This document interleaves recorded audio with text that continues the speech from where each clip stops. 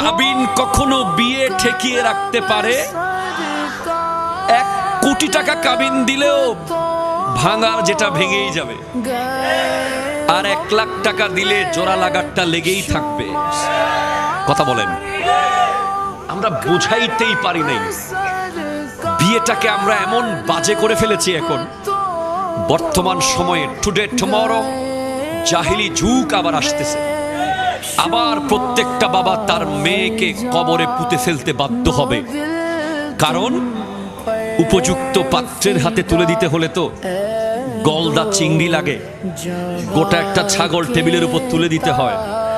আবার community centre দেখিয়ে দেবে পরিবার। আবার জামাই যখন ঈদের সময় বেড়াতে যায়, ঈদের বকশিস 5,000 টাকার নিচে দিলে বউয়ের উপর টর্চার চলে। ঠিক কিনা কথা বলেন?